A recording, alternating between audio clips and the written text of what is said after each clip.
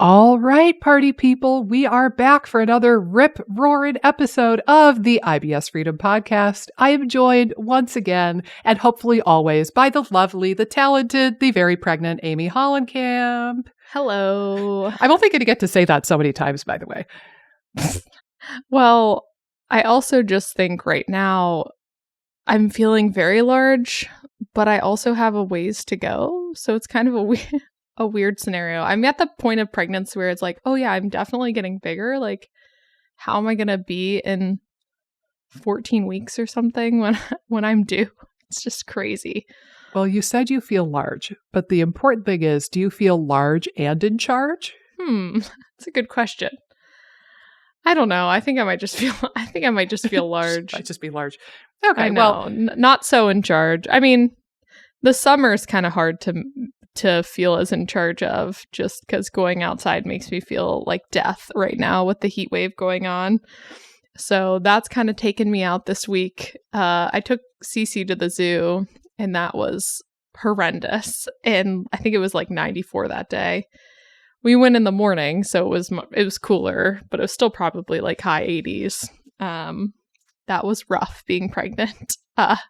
Probably a mistake, but that kind of took me out a little bit. I won't be doing that anytime soon in the high temp environment, but I feel good. I wouldn't say necessarily in charge and like a boss, but I don't know.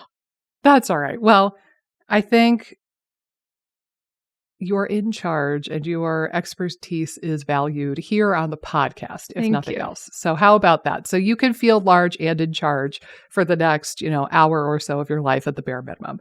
That being said, would you like to lead in with an opening statement or an introduction about today's episode? I mean, obviously they read the title, so they know some of what it's about, right? Yeah, we're going to talk about SIBO being overdiagnosed today, which, I don't know, could it ruffle some feathers? Are we going to ruffle some feathers today? I feel like the people who would be super ruffled have probably turned off the episode already. Like they left us already. Yeah. We might have some people who are already on our bandwagon here and they understand. And we might have another group of people who are curious and they think we might be full of malarkey, but we might have something useful to say. So that's what I'm gauging the audience probably is at right now. Yeah. If I may, I'd like to open by saying the goal here is not to like take the rug out from under you and take away everything you thought you knew about your healing journey. I know that for a lot of people, it's been long and exhausting and frustrating.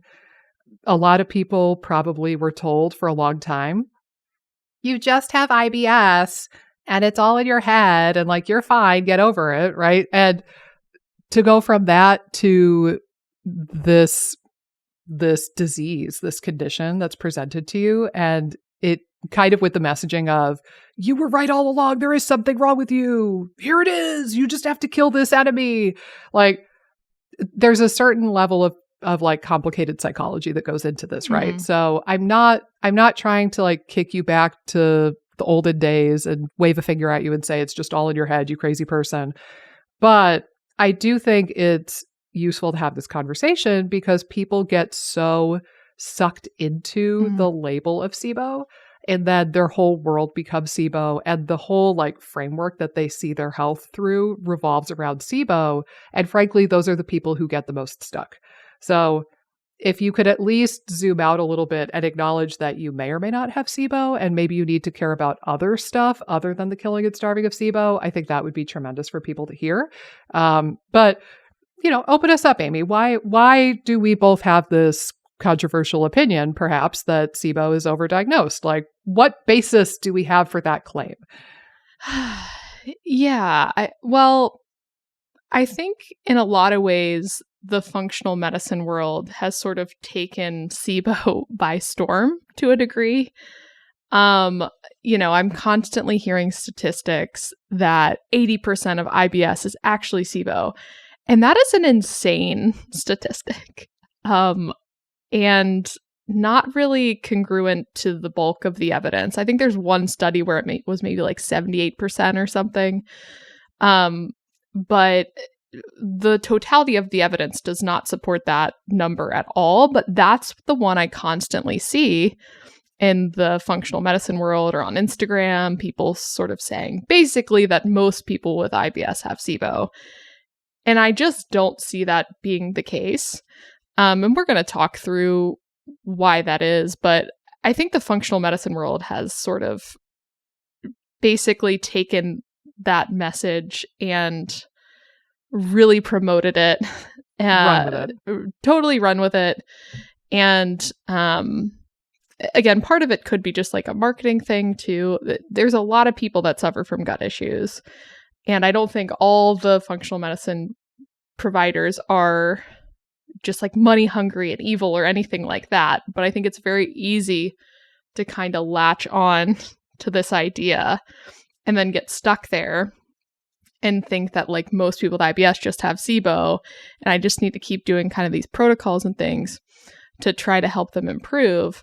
You know, I think it's a tricky area because again, like you said, I think most people with IBS might feel neglected by the conventional space. So it's easy for them to be scooped up with this certain very validating diagnosis that, oh, wait, there is something big here. But to your point, it oftentimes leads people down these rabbit holes that make them worse and make them more sick and more stuck. And that's really, I think, the goal of this episode is just to present an idea that, you know, maybe if you were diagnosed with SIBO, maybe you don't actually have SIBO, and trying to look at your case through a different lens could be really helpful in order for you to get unstuck. Yeah. I think, you know, you could look at it the same message, right? That maybe you don't have SIBO. You could look at the same message as very frustrating and like confusing and angry, you know, like, I've been lied to, I've wasted all this time. And you could go down that kind of headspace pathway, or this could be the most freeing thing that you hear. Right. Right. I'm no longer confined to the SIBO kind of realm. I can give myself permission to care about other things and do other things and maybe broaden my diet or do things that I otherwise would not had I been confined to the SIBO world. So it's kind of a glass half full, glass half empty sort of messaging here. If you're feeling really frustrated and irritated and pissed off at us right now, like, don't shoot the messenger, but maybe examine that headspace and try to look at this as much glass half full as you can and say, hey, here's an opportunity for me to finally heal.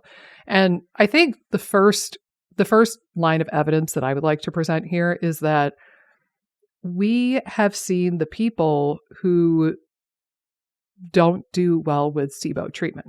Right. Right? Like, I'm sure that there are those freaky people who just do a single round of rifaximin or a single round of like FC-Cidal and dysbiocide, and then boom, they're miraculously cured, and then they're off living their life again. I don't think that's the majority of people, though.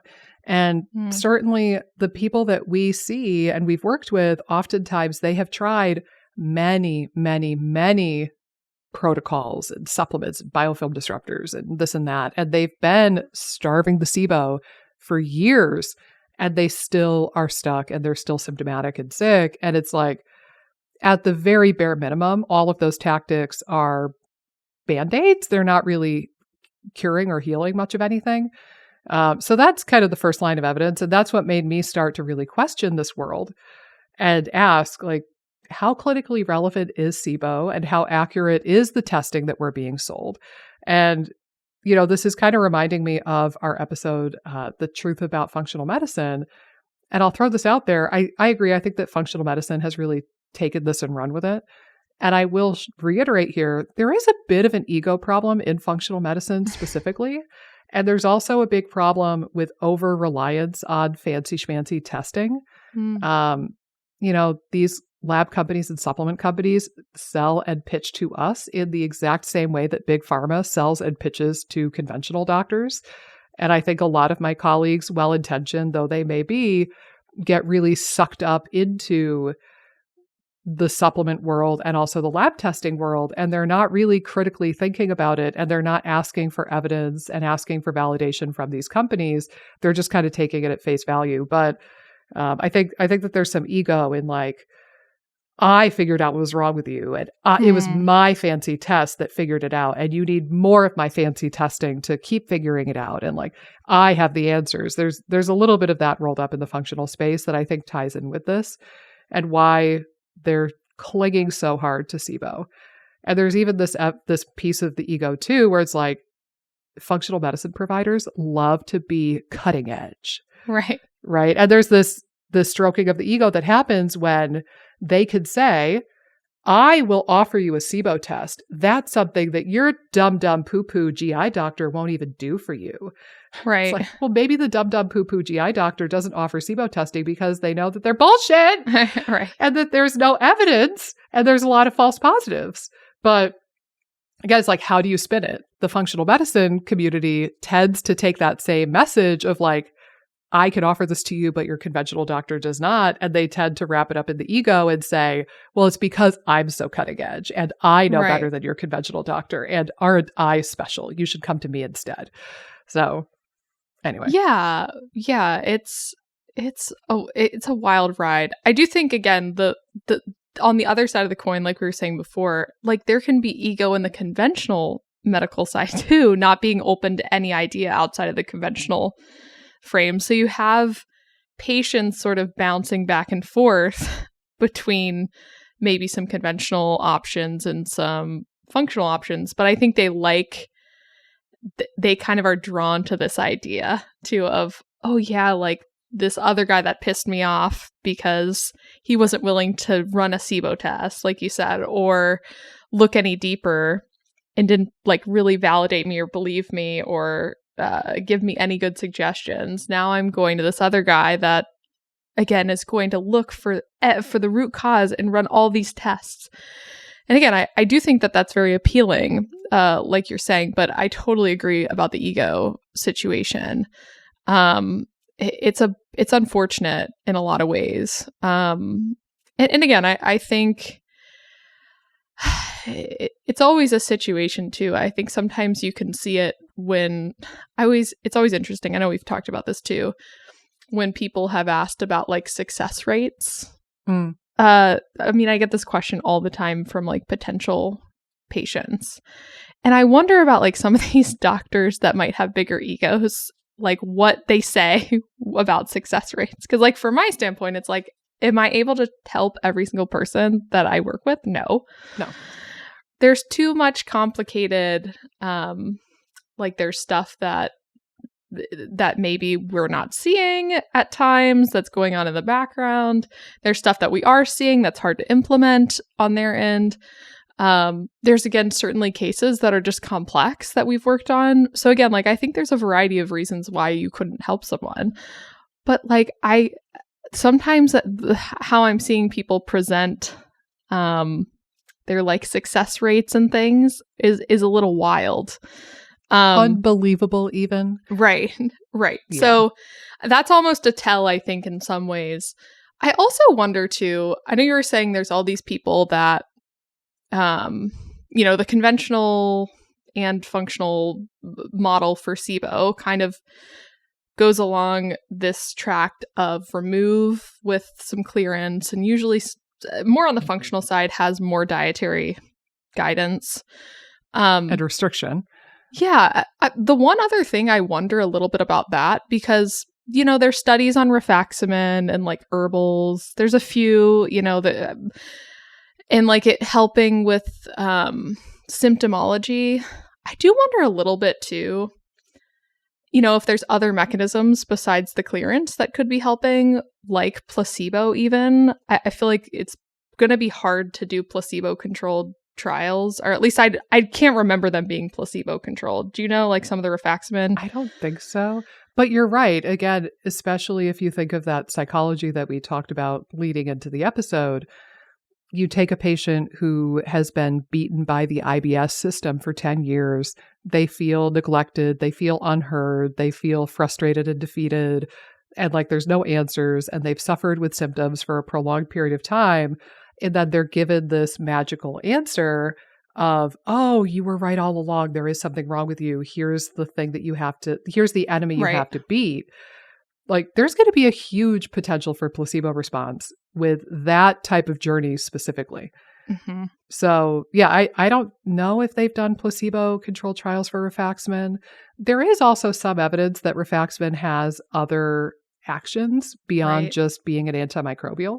I think I did a YouTube video on this. I don't remember anymore because I have too many of the videos up there. But I think that there was some evidence that rifaximin is anti-inflammatory and it helps heal the gut lining. So, and then there's obviously killing the bad guys. So, do you feel better on rifaximin because you're killing the SIBO and you're killing the bad boogeyman? Or do you feel better because you're finally patching up your gut lining? Or because you're lowering inflammation? Or is it a combination of all three?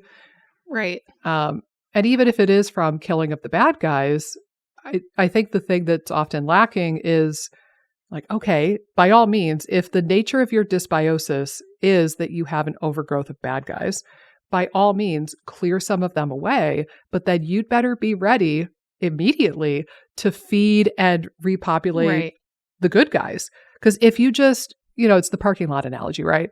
If you have a parking lot and you want it to be 50% red cars and 50% black cars, and currently your parking lot is 90% red cars, by all means, obliterate some of the red cars. But if you don't swoop in and start, this is getting weird real quick, if you don't start like breeding the black cars, I don't know, or if you don't contact the dealer and purchase some more black cars to fill up those parking spots, they will be repopulated by the red cars again. It's just a matter of time.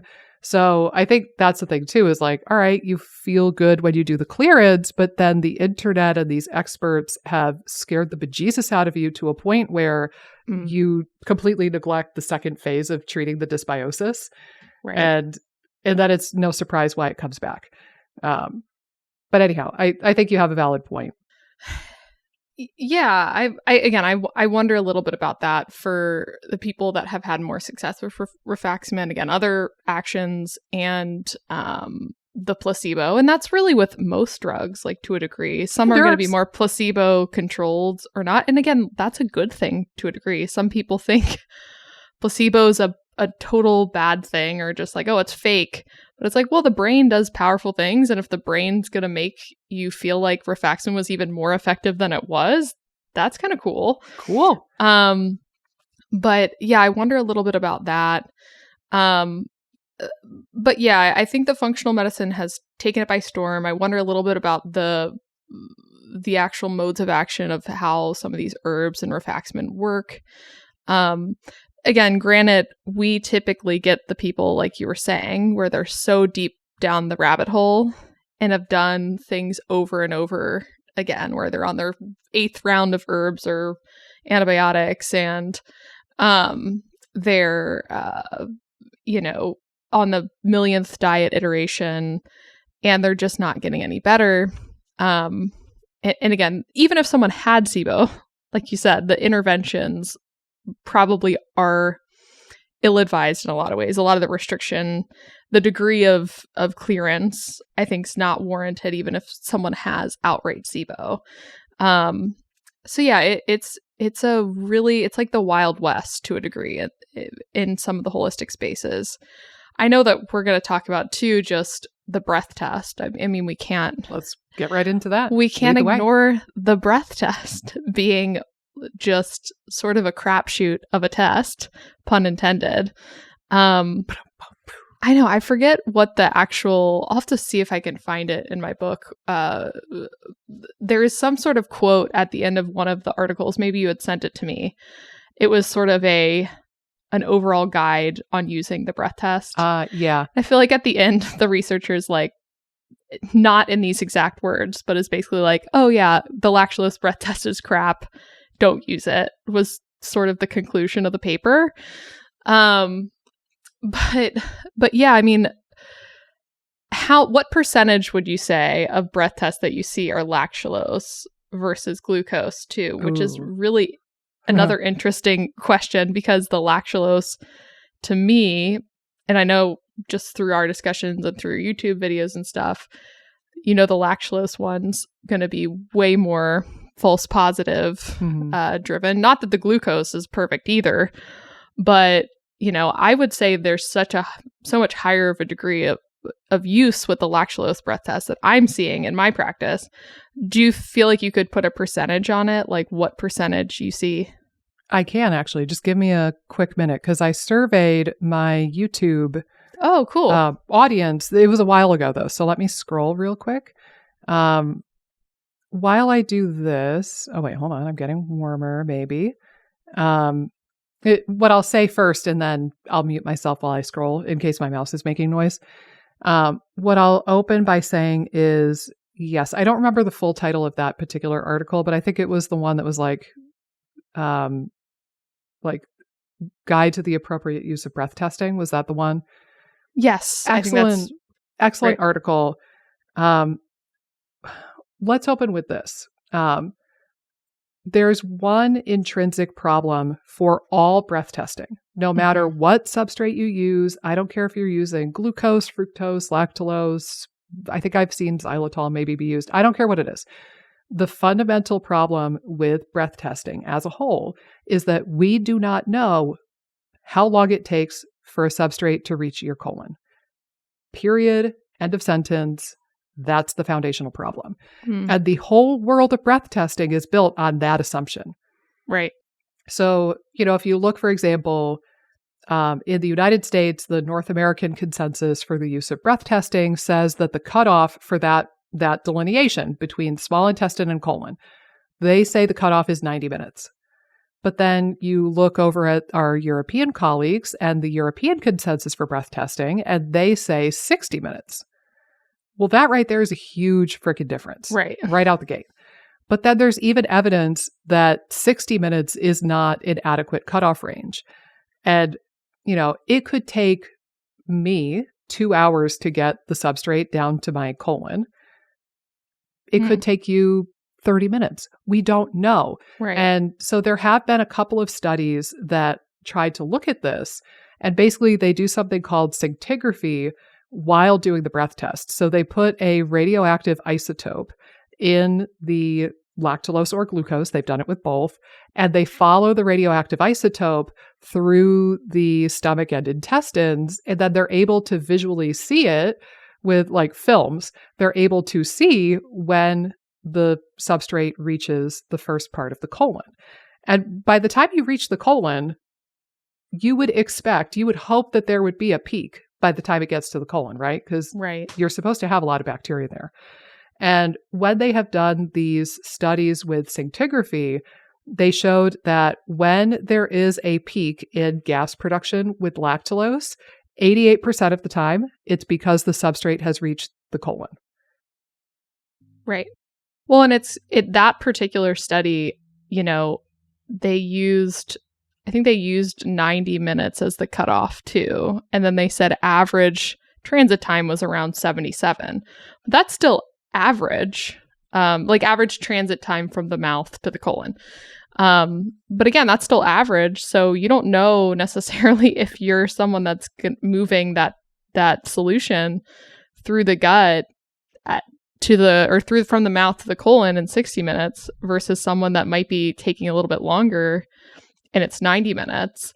So that's going to totally distort how you're interpreting the test if you can't really see where the solution is. And what your transit time's looking like.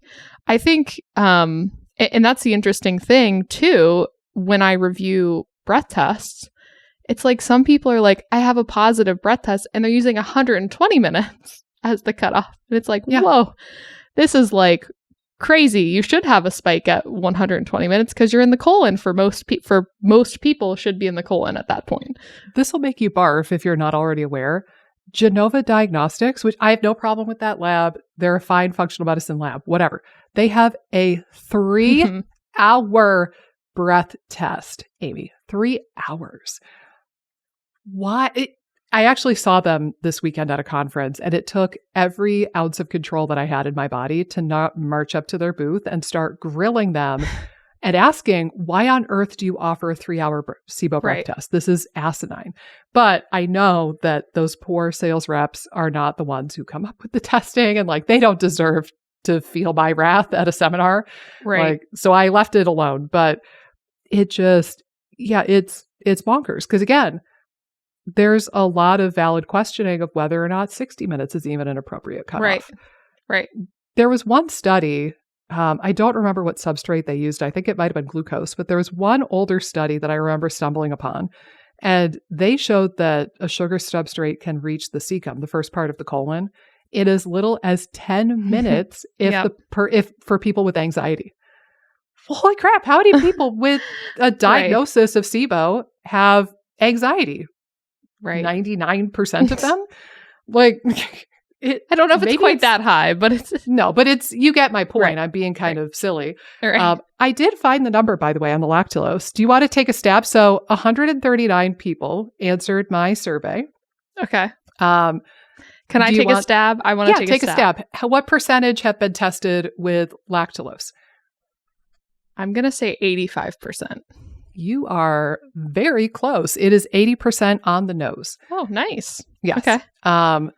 And then the remaining, I had a glucose response, and then I had like another substrate as an option for a response. Yeah. 80% of people getting diagnosed, I'm using air quotes, people getting diagnosed with lactulose. And what's really fascinating and frustrating, can we put on our tinfoil hats, please? Right now, together. I feel like I'm in Signs, that Joaquin Phoenix in Signs. Have you seen that? I have not. No. Okay, never mind. I don't get out much. Okay. So putting on the tinfoil hat. Lactulose breath testing has been around for a long time, and it had a use for many, many years before SIBO really came onto the scene. Do you know what the use was? Was it motility? Like motility? It was for measuring oral cecal transit time. Right. It was measuring the time it takes for a substrate to make it to the colon.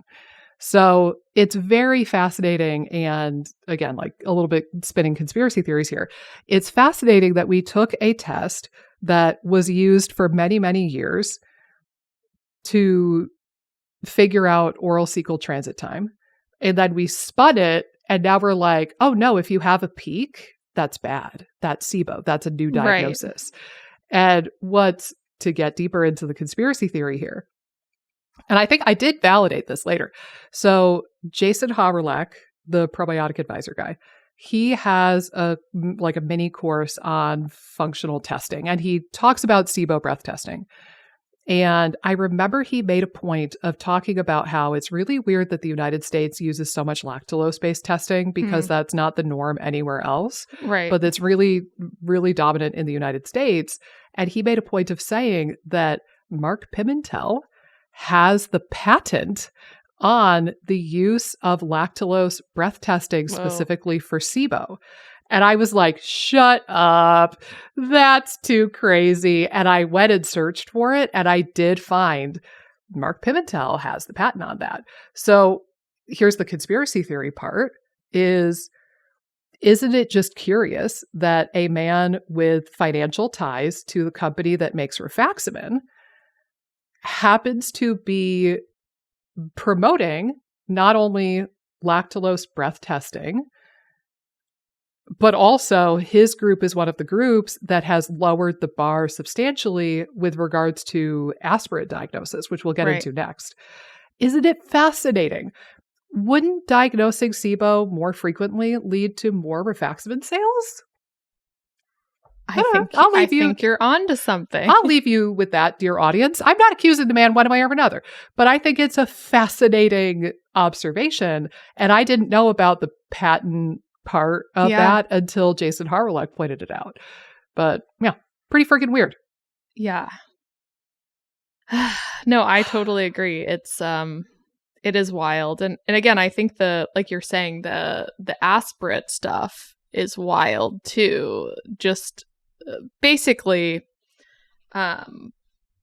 it's not just breath testing that's sort of skewing more SIBO diagnoses. When you look at aspirate studies, which is basically like they'll culture a little bit of the fluid like in the duodenum from the small intestines. They suck out the juice. Yeah, and then they put on a plate. They suck out your juice and then they put it on a plate and they look to see like how much bacteria has grown. Well, the old school levels were so much higher than the current like SIBO diagnosis guidelines. I think it's 10 to the third now, right? Yeah. Well, that every now and then you see a paper that's still using 10 to the fifth, but really we've lowered the bar pretty much down to 10 to the third. And again, taking off my tinfoil hat after this, but Dr. Pimentel's group is one of the big like groups that's promoting the lowering of this bar. You know what it reminds me of briefly? Did you know that the reference range for cholesterol has been lowered over the years? I don't know the year, I don't know the dates exactly, but I think that the top end of the range for cholesterol used to be like 240 or 250, and then they lowered it down to like 220. Now in the United States, at least it's 200. And there's been talk for years and years, like we need to lower it further than that.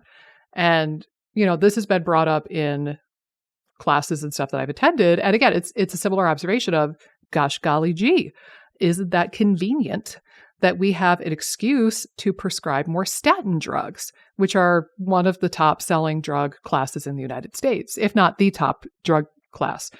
And, you start looking at the evidence and you start getting into some really squirrely stuff with cholesterol where, there are people who are otherwise fairly healthy and they will never have a heart attack or stroke and they have high cholesterol. Right. And then there are people who do have heart attacks that have normal cholesterol. And like the data, this biomarker is not really separating people who are at risk versus people who are not at risk as much as we have been told. And I feel like that's what's happening with SIBO.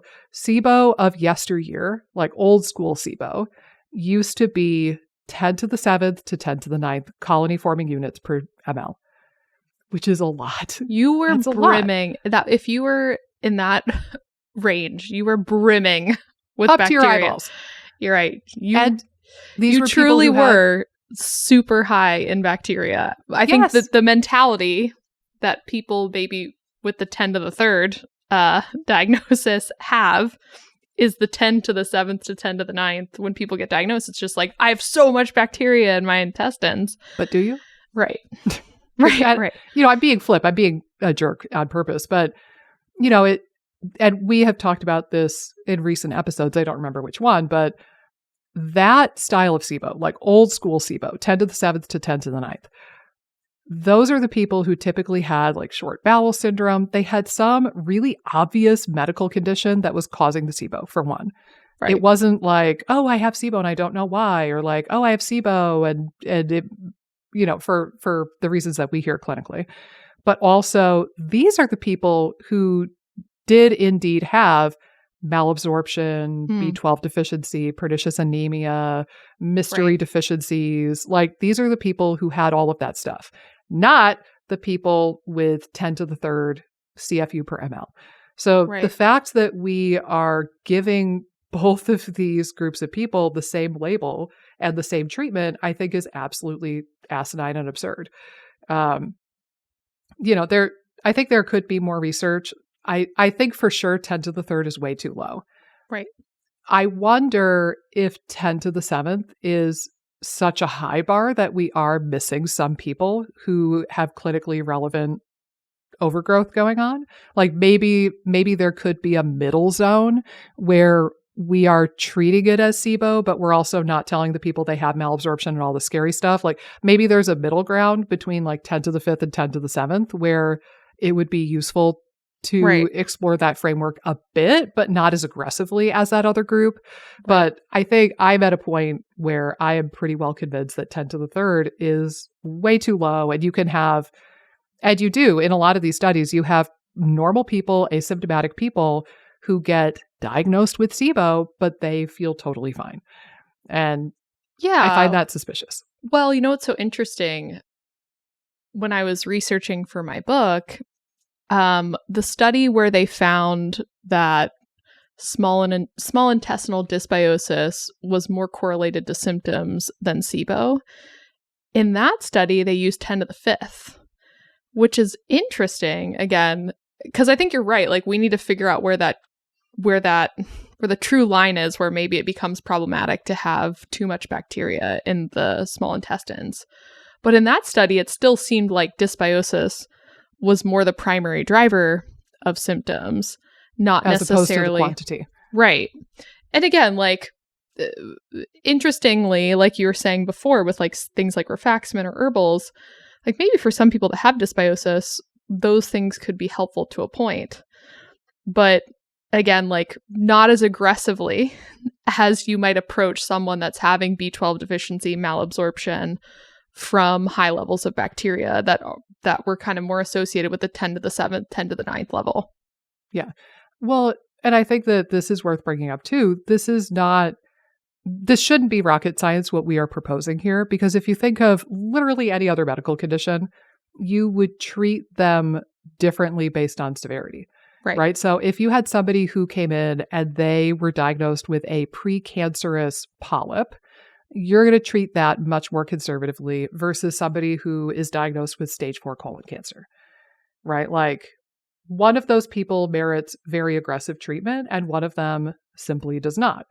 And maybe you address it, but you don't do all of the bells and whistles on it. And similarly, you know, if I had somebody with a TSH of 3.8 versus somebody, I kid you not, the highest TSH I've ever seen in clinical practice, my jaw hit the floor, 789, I believe it was. I know.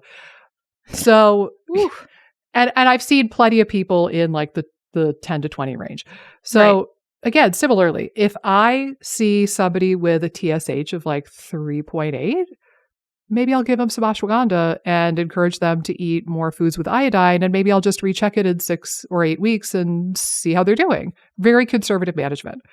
Versus if I see somebody who's had a TSH of like 12, I'm most likely going to recommend that they try some prescription stuff. The young girl who had a TSH of 780, whatever it was, I referred her to, because she was a child, I recommended that she go see a pediatric endocrinologist, and I didn't even touch her case. Right. But, you know, diagnosing people with SIBO and then kind of treating them with this blanket approach of, okay, all of my SIBO patients need this restrictive AF diet.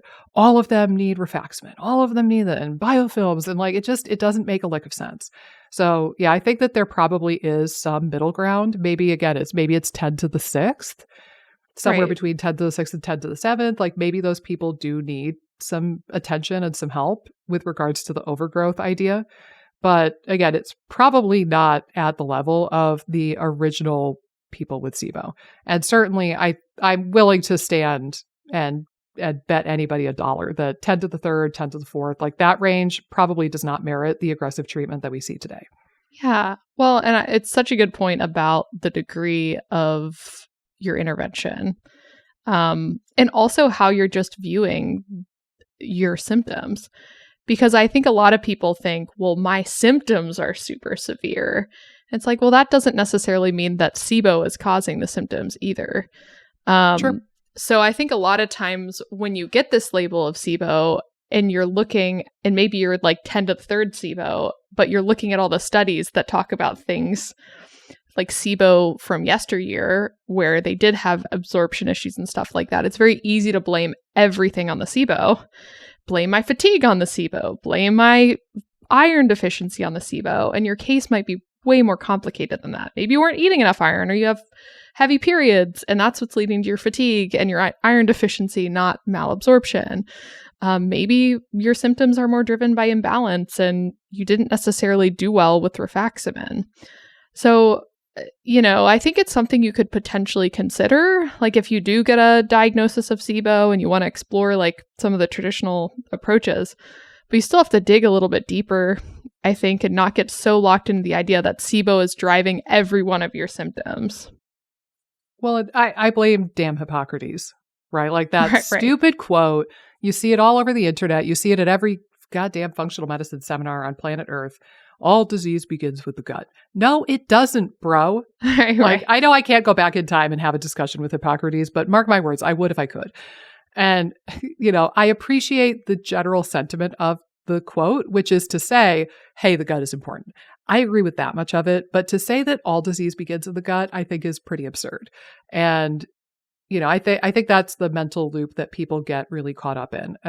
And it's funny. I don't know how much I've shared about this with you, but my program, FODMAP Freedom, has a money back guarantee.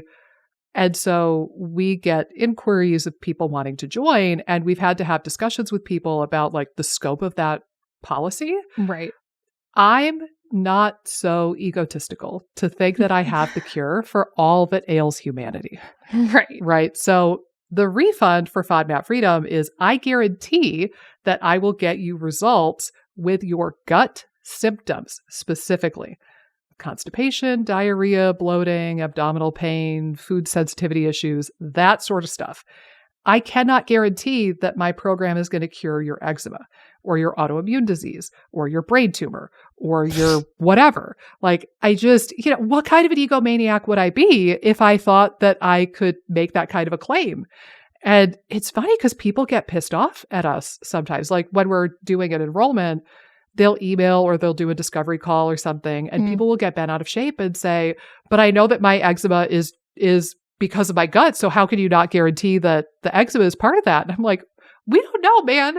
Right. We don't know for fact that the gut is specifically causing your eczema. I know that you believe that to be true and you've been told that that is true, but we don't know that for a fact. And I can't guarantee that I'm going to be able to help you with everything under the sun. So there's got to be a limit to that. But I think, again, people get swept up in this headspace of, I can blame everything on the SIBO. I can blame everything on this bad man, this boogeyman. And I just don't see that to be accurate or true. But let's humor the people who remain with us. Because again, all the people that we pissed off, they left a long time ago. Right. It's true. Let's frame something for the people who are still with us. I will propose, I don't think it even matters if you have SIBO or not. So if you are listening right now and you are dead set that you're going to hang on to this idea of SIBO, I'm not going to tell you otherwise at this point in the podcast episode. What I will say, though, is that the stuff that you probably have been ignoring still matters very much. So what I mean by that is it doesn't matter if you have Alzheimer's disease or psoriasis or SIBO or fungal toenails. You probably need to get good sleep.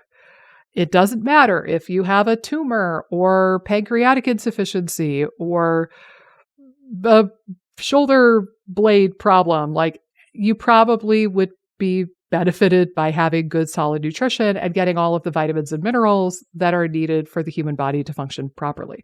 Right? So like, in a really weird way, I feel fine saying that it doesn't matter if you have SIBO, because I think that 90+% of the treatment should look the same regardless of what your diagnosis or your label is anyway. So why don't we focus the last bit of our podcast here on what can these people do where, like, we might have just yanked the rug out from under them and now they're kind of all topsy-turvy and frazzly and they're trying to figure out what they need to do next. If somebody is in that position, Amy, what would you say is the next most appropriate thing for them to do at this point? Yeah, I mean, I think from my standpoint, I love that you brought up the foundations, because, I mean, you can't really expect your gut to bounce back if your foundations are not where they need to be. So, and I think primarily a lot of gut stuff is lifestyle related. So looking at stress, looking at diet, looking at movement, looking at sleep, I mean, those are going to be key. And then I think from there you could maybe get a little bit more nuanced. Like, I don't think either of us are against maybe some herbals or maybe even rifaximin if someone's symptoms are high and it seems like they've covered some bases and it makes sense to maybe try something like that. I think there's other things you could do preceding that. But like, from my standpoint, you need to figure out where your baseline is at before you look at any fancier or nuancy type things that would be related to SIBO or even dysbiosis if it was at play. Because again, stress, movement, like lack of movement or over movement, poor diet, circadian rhythm issues, sleep issues, they're going to create an environment that leads to dysbiosis, whether SIBO is present or not. So if you don't address those things, you're just going to be going in a circle. And most people cut those corners to go straight to the microbiome piece. Absolutely. They're going to go straight to the rifaximin because they got to clear out the gut first, and then they can focus on other things. And so I think there has to be a little bit of a mentality switch of, no, I need to support my body and provide an environment, create an environment where my gut's going to be able to function optimally, regardless of if I have SIBO or not. Yeah. And here's the way that I frame it with my students, at least. So I don't get into the antimicrobial discussion in FODMAP Freedom, and I don't really talk much at all about hydrogen or methane or hydrogen sulfide or candida or histamine created by the gut. I don't get into any of that until module 12 of 12. Yeah. So people have to stick with me and all my ramblings for 11 weeks before they get the good stuff. But the reality is, I'm not just doing that to be a meaty pie, and I'm not doing that to promote their suffering and promote, longevity of their suffering.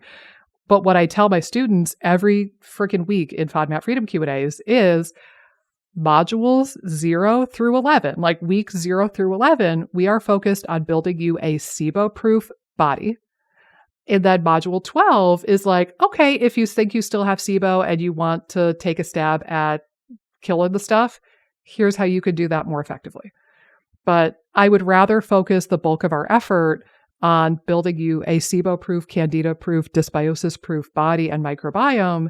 And then by the time you get to that material with antimicrobials, it's going to be so much more effective and you'll need less of it. Would you rather obliterate your microbiome again and again and again and again with 10 rounds of herbals?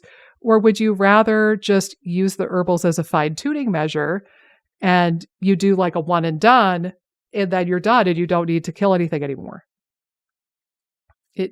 I think that's the better way to go. And again, like we've seen plenty of people where they do 10 or more rounds of rifaximin, 10 rounds or more of herbals, and the SIBO keeps coming back. And it's like, well, yeah, because the environment is ripe for SIBO to grow back or candida to grow back. Of course it came back. It makes sense. It's like if you have a garden and okay, I'm quickly getting ahead of myself because I didn't think through this metaphor before it came out of my mouth, but we're just going to run with it together. It's like if you have a garden that has a fungal problem and you don't correct like the soil pH and the microbes and like the ecosystem, and you just keep like picking the mushrooms and throwing them away, obviously the fungus just comes back. Right. You need to actually like really change the soil, change the terrain, maybe trim the tree branches and get more sunlight into that area of your yard. Like you need to take a more holistic view. You can't just be in there picking off the mushrooms and then complaining that the mushrooms keep coming back. That's silly. But that's what a lot of people end up doing. Yeah. With this. Well, and again, I just think about too, I have one client right now who's never done any herbs or antibiotics. And I'm like, that is so rare. That's so rare compared to what I typically see. I know. So it's nice in some ways because we can kind of focus on some other things and like have that as a potential option. If we feel like we need to go down that route, but we're working on, solidifying her diet, which she's been sort of under calorically. Some of her thyroid markers to me sort of look like someone that's been a little underfueled, undercarbed. So we're kind of working on some of that stuff. And we can see like what her baseline is like when she's covering all those bases. I just think all hell breaks loose to a degree when you have no idea what your baseline looks like, when your lifestyle's a little bit more chaotic or there's a big elephant in the room if you're malnourished or something. And I always tell people who've done different interventions, if you've done an intervention when you're malnourished, it's really hard to know how that intervention would go if you were nourished. just like what you're saying with the herbs and and even antibiotics, potentially, like if you're going to clear, you want to make sure your body's in a good place to where it can like recover and bounce back from that clearing. And again, fill the parking lot with the desired colored cars too. Right. So yeah, I think that's really a valuable way to look at it, of really looking at fundamentals, and then the microbiome stuff is a later intervention. Yeah. And again, to be clear, I probably wouldn't have exactly the same approach for the people who are up at 10 to the 9th CFU. Right. But again, those people are most likely not walking into my virtual office. So, but the people with short bowel syndrome who do have genuine bona fide malabsorption and like old school SIBO, yeah, maybe you lead with the rifaximin in that small population. But this is not what's going to ultimately serve the people who listen to this podcast. I have another quick thought on this topic, and that I think we might have driven home our point enough. Yeah. If people are feeling like, oh crap, they just yanked the rug out from under me and I don't know what to do if I don't have the SIBO framework to guide me. There's so much out there on the internet and like, I'm bugging out, man. There are a couple of episodes I would point you toward if you haven't listened to them already. So if you go back, episode 118 is titled Just Diagnosed, What Now? That could be a good episode to refer back to. Episode 132 is titled Your Perfect IBS Diet. I think that would be a great one. Episodes 135 and 136 are titled Healthy, Happy Nervous System and Vagus Nerve Stimulation. I think that those would be excellent. And then certainly you could kind of pick around other episodes depending on what you've got going on. So if you have a history of post-infectious IBS, maybe you visit our food poisoning episode. If you have candida as a part of it, or you think you have candida as part of this, maybe you visit those episodes. But I think that those four that I just rattled off, so 118, 132, 135, and 136, I think that those would be really great for the vast majority of our listeners to go back and check out if they haven't listened to them before. And that should give you some more guidance if you are feeling a bit lost, confused, or overwhelmed right now. Yeah, no, totally. But I hope that this was freeing for a lot of people. Again, you could be the person who's grumbling right now and shaking your fist in the air at us and saying, I hate you guys. You took everything away from me. But I hope that the majority of people are going to be willing to hear our message and think about it, critically, and re-examine their situation and maybe see some things that they haven't seen before. Take off the blinders and maybe you'll find something that'll finally help you. So that's my closing remark. I don't know if you had anything else to share. You said it beautifully. Thank you. I have one more thing to share very briefly. So this episode is going to go live the day after my birthday.